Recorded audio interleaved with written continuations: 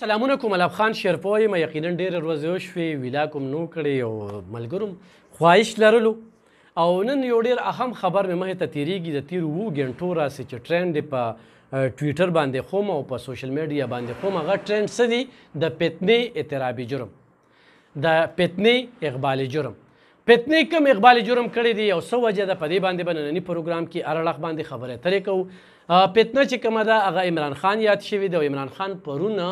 په سوشل میډیا باندې چې کوم تقریر کړی دی په هغې کې دا ویلي دي چې زه کله ګرفتار شوم نو زما کارکون به څه کول زما کارکون به په پوجي ودانو نه ورته زما کارکون به په سرکاري ودانو نه ورته زما کارکون به نقصان نه کو نو څه به یې کوو نو د دې خبرې نه دا واضحه شوه چې په دغه خپلو خبرو کې عمران خان اقبالي جرم کړی دی نو د عمران خان دغه اقبالي جرم لا په ټویټر باندې په سوشل میډیا باندې چې دې وخت کې ټرینډ چلیږي نو دغه ټرینډ چې کوم دی د فتنې اقبالي جرم اوس ګرانو کتونکو دغه اقبالي جرم چې ده کړی دی او کمې خبرې اترې کړي دي نو یقینا ډېرې عجیبه خبرې مخې ته راغلي دي او دا یې هغې خلکو ته نقصان ورکړی دی چې کم زموږ د دې ملک تحفظ دي د قومي سلامتۍ په ضد باندې خلک راپارولي دي او خو د یو کال نه لګیو مسلسل چې زه ګرفتار شم دا به کېږي دا به کېږي دا به کېږي خو چې نن موږ سوچ وکړو زموږ پاک آرمي په سیاچین کې په سختو کې په سیلاب کې په زلزله کې په ګلی کې د جنګ کې په هر حالاتو کې چې کوم دی په دې سینه ګولۍ خوري کوم ځای کې چې دشمن وي نو تاق کې ورته ناست دي چې څه ټایم کې ورپې حمله کوم نن هغه فوجیانو هغه شهیدانو سلو ته نقصان رسې نن د هغه یادګارونه ته سوځې نن د کور کمانډر او جناخوس ته سوځې نن په میاوالي کې ته نقصان ورکې کرنل شیرخان چې یو داسې خستي ده چې د پښتونخوا نوم یې په ټوله نړۍ کې دا کړو دشمن مل چې کوم دی د دې خبرې متعارف و چې هغه له دله د نشان خیدر ورکړي شي او هغه له هغه نشان خیدر او د هغه ټول یادګار چې کوم دی هغه وسوځولی شو نو دا د فتنې اقبالي جرم چې کوم خبره کېږي او په چا باندې دغه تور لګي نو دی د انساني حقوقو خبره هم کوي آیا انساني حقوقو کې تا ته دا ښیي چې تنبانو لګوه سړکونه بند کا مریضانو ته تکلیف ورکا ګاډي وسوځوه امبولینس وسوځوه خلکو ته تکلیف ورکا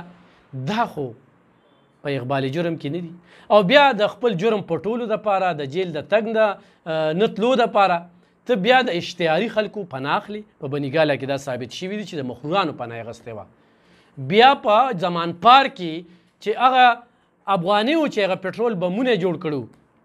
اول ته کې دهشتګرد مخې ته راغلي دي چې دا دهشتګرد په سوات کې په یو ځای کې لیدلی شوي ته بیا د هغوی پناه اخلي نو دا یو منظم سازش و دا یو بین الاقوامي منصوبه وه د دې سرغونه چې کوم دی یعنی دا یې پوره کوله په عمران خان باندې الحمدلله دغه منصوبه ناکامه شوه دا د دې ملک خلاف یو ډېر لوی بغاوت و دا د دې ملک خلاف د تباکول یو ډېره لویه خصه وه 9 مای واقعه چې کومه ده دا یو نه هېرېدونکې واقعه ده په 9 مای چې د ملک ته کوم نقصان رسولی شوی دی دا د 9/11 نه پس چې کوم دی نو غټه توره ورځ حسابېږي او یو غټه منصوبه چې کومه ده د دې ملک خلاف دا حسابېږي نو د دغه پټرول بمونو خبره چې کله مخې ته راځي نو دا خو دهشتګردي ده او په دې ملک کې یو دومره لویه دهشتګردي دغه ډلې وکړله او بیا د دغه ډله چې کومه ده د دې اقبالي جرم کوي په خپل تایید کوي چې زه ګرفتار شم نو زما کارکون به داسې کوي اوس قام یوه خبره کوي کو چېرې دې سرغونه ته دې سهولتکارو ته دې ملزمانو ته قرار واقعي سزا ور نه کړې شوه نو راتلونکي یوه ډېره لویه سانخې ته لار خموارول دي او د هغه سانخه چې کومه ده بیا د رامنې کېدو نوم به نه اخلي او دا ملک به چې کوم دی دړې وړې وي دې ملک ته به یو ډېر لوی نقصان ورسي او بیا به چې کوم دی هر سړی به لګي او په دې ملک کې به دا بغاوت کوي په دې ملک کې به سرکاري ودانو ته نقصان رسي په دې ملک کې به لوټ مار وي څنګه چې لوټ مارو چې چا څه لیدل هغه به یې تختول یو خوا د انصاف خبره کېږي او بل خو هغه یو لګیا دي د رادیو پاکستان ور تختی ټیمان تختی په کباړي باندې په 9,000 روپۍ باندې خرڅوي او هغه نه چې کله تپوس وکړی شو تضاداتو ته ګوره د لیډر نه واله تر د ورکره پورې وي زه ځکه عمران خان خوښومه چې هغه د انصاف خبره کوي نو ورته وي تا په کباړي باندې دا ور خرڅو دا اوس خبرې دي ګرانو کتونکو په دې باندې قوم اوس اټل فیصله ده چې دې شرپسندو خلاف دې کاروي وشي او خو چې دې خوشې کړی شو نو یقینا چې بیا به دا مل چې کوم دی نو دا به په ځای پاتې نشي. ښه بل د میډیا ریپورټونه لري چې دوی افغانیان راوستي وو او هغه افغانیانو په خپله دې خبرې تایید کړی دی چې موږ پیسې اخیستي د هغې په بدله کې موږ دا کارونه کړي. نو په دې کې خو ډېر ملزمان هغه افغانیان دي، نو دا پکې د کمې رالل. نو دا زه بیا وایم چې دا یو بین الاقوامي منظمه منصوبه وه د دې ملک خلاف او دا په عمران خان باندې پوره کوله. نو دا یو ډېره غټه خبره ده. ښه یو بله خبره هم درته کومه چې دا منظم منصوبه څنګه وه. نن چې څومره مسلمان ملکونه دي یو ملک هم چې کوم دی نو د دې خبرو مذمت کوي خو تایید یې نه کوي چې دی پرېږده. یو اسرائیل او امریکې سره دومره غم دی چې د هغوی د پارلیمنټ نه بار بار اوازونه روځي چې دې دې خوشي کړي شي او دې ته دې ریلیف ورکړي شي او دې دې پرېښودي شي او دې بېګناه دی او دې دا دی. د دې باوجود هم چې هغه خپل اقبال جرم پرون کوي په خپلو خبرو کې کوي او اسرائیل او امریکا لګیا ده او د ده د بچاولو کوشش کوي. نو ګرانو کتونکو خو چرې دا منصوبه کامیابه شوې وه نو دا ملک په ډېر لوی نقصان بیا مونتی و. خو الحمدلله دا ملک بد شو او چې کله داسې بغاوت وشي یا داسې قسمه حرکات وشي نو د دې څه ښې نتیجې نه وي، د دې ډېرې بدې اغېزې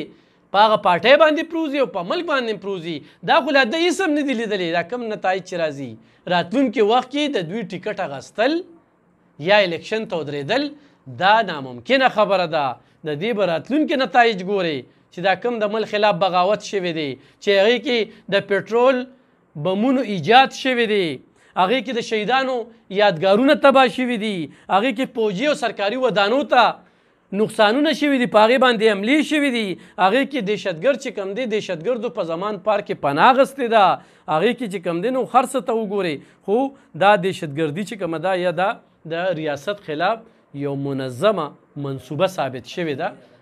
او دا یو ډېره غټه دغه وه. او کم خلک چې د ملک خلاف بغاوت وکړي، کم خلک چې د ملک خلاف بغاوت وکړي هغه د ملک غداران حسابېږي. نو دې نه دا ثابته شوه چې دا د ملک غدارانو دوی ملک ته چې کوم دی نو یو ډېر لوی نقصان رسولی دی او نن قام په یو هیډ سره دغه یوه غوښتنه کوي چې دغه سرغونه دغه سهولتکارو دغه ملزمانو ته د سختو نه سخته سزا ورکړی شي چې راتلونکي زموږ دا ملک محفوظ شي او راتلونکي څوک داسې ناوړې حرکت ونه کړي او راتلونکي د دې ملک خلاف څوک بغاوت ونه کړي، ځکه چې دا ملک وي نو موږ به یو او چې دې ملک دغه شانتې غداران وي نو دا نقصانونه به وي او دا نقصانونه نن یو سړی وایي ګراني شوه دا شوه دا شوه په ګرانۍ ډېر زیات خفه یو. خو دلته کې چې کم دا اعترافي جرم کېږي او د عمل ته کوم نقصان ورسېدو رسولو کوشش کېده او د عمل د روانېدو د ړنګېدو کوشش کېده نو دا یو ډېر لوی نقصان و چې پیس خمید به یې 2035 پورې آرمي چیف ویو پایسا به چې کوم دی هغه چیف جسټس نه راته او نن به چې کوم دی نو مشرف 14 کاله پس چې په عدالتونو کې هغه کیسې روزي د کاغذونو د نامزدګۍ نو دا نظام چې کوم دی دا صدارتي نظام او دا یو بل طرف ته خبره روانه وه. خو الله پاک چې کوم دی زموږ دا ملک د اغیارونه تر دې وخته پورې بچ که اوس عدالتونو ته زموږ دا خواستې خوا پوجي عدالتونه دي او هغه